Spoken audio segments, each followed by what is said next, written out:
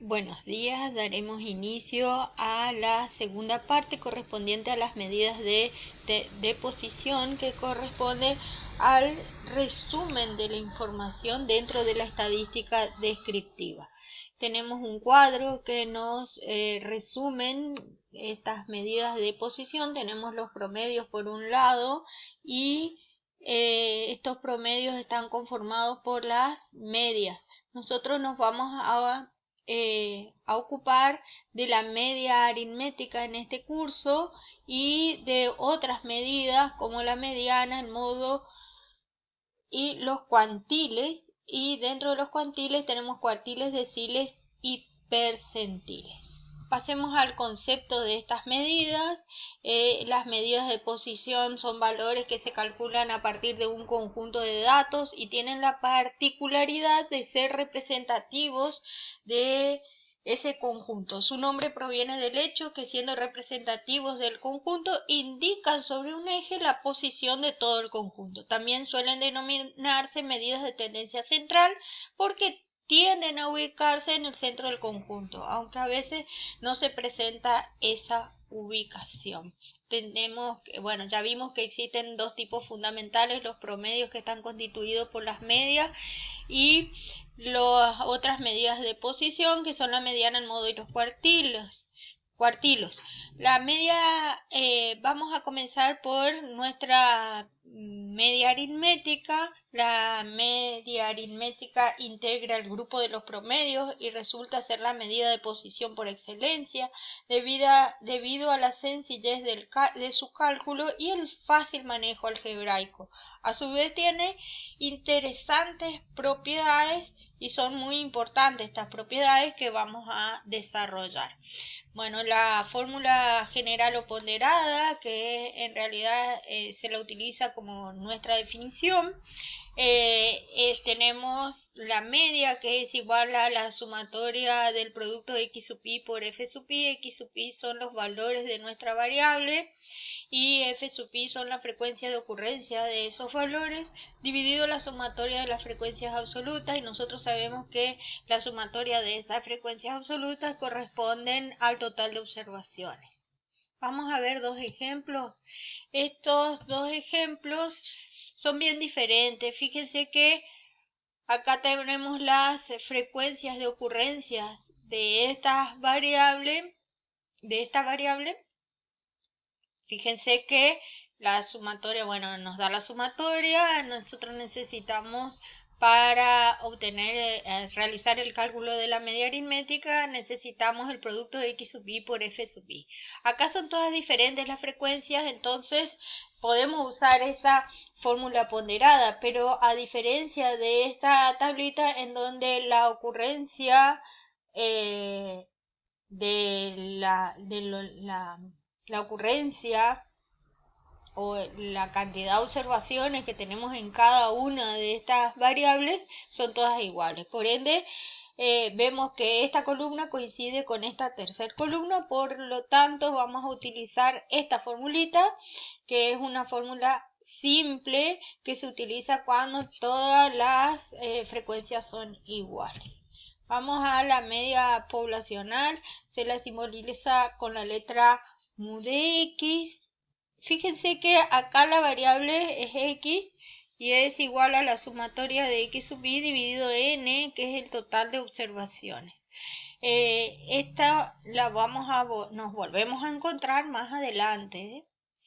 Las propiedades de la media aritmética. La primera propiedad nos dice que la media aritmética de un conjunto definido de datos, subrayen por favor, es un valor constante. Lo demostramos ahí. La segunda propiedad nos dice que la sumatoria de los desvíos entre los valores de la variable y su media aritmética es igual a 0. Esta propiedad la demostramos acá. Nos está hablando de los desvíos respecto a la media aritmética. Le hacemos distributiva la sumatoria. Nosotros sabemos por el anexo que esta sumatoria se transforma en n, que es el total de observaciones. Nosotros sabemos a su vez que la media aritmética es la sumatoria de x sub i dividido n. Simplificamos y queda demostrada esta propiedad. Pasemos a la tercera propiedad, sumamente importante esta tercera propiedad. Ténganla muy presente, bueno, a todas, pero a esta en especial. Dice que la sumatoria de los desvíos al cuadrado entre los valores de la variable y un valor constante y arbitrario a es un mínimo, pero si a es igual a la media aritmética. O sea, que esta propiedad es complementaria obviamente de la anterior, y prácticamente cuando se cumple la segunda propiedad se cumple esta también. Se demuestra construyendo una función phi en donde tenemos la sumatoria de los desvíos de x sub i menos a elevado al cuadrado. Es arbitrario y puede tomar cualquier valor ese a entre menos infinito y más infinito, y a se convierte en una variable así, y que al valer la media aritmética hace mínima esta función y se iguala a 0. Entonces la expresión por condición de mínimo. Luego, bueno, tenemos ahí la función. Pero como como menos 2 es distinto de 0, nos queda expresada de esta forma. Y como a es una constante para la sumatoria, nos queda expresada de esta forma. Haciendo los pasajes de términos correspondientes, nos queda que a es igual a la media aritmética. Debería verificarse también como corresponde a un mínimo, a un máximo, pero nosotros acá en este caso, por una cuestión de tiempo, usamos únicamente el mínimo. Aparte se sabe que el resultado corresponde a una cota mínima, que es la media aritmética, y es un valor ubicado en el centro del conjunto. Cualquier valor que sea diferente de a diferente, mayor o menor que la media aritmética, conduce a resultados mayores para phi. Bueno, queda demostrada la tercera propiedad. Pasemos a la cuarta propiedad. La cuarta propiedad corresponde a la media aritmética de variables transformadas algebraicamente. Está constituido por 3 ítems. Pasemos al ítem A.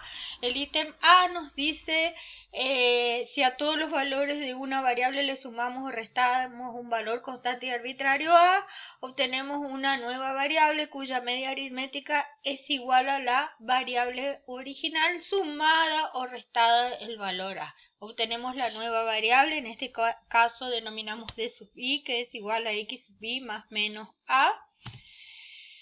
Bueno, obtenemos la media de esa variable, hacemos todos los procedimientos algebraicos y nos queda que la media aritmética de la variable original más menos sumado ese valor arbitrario y constante a.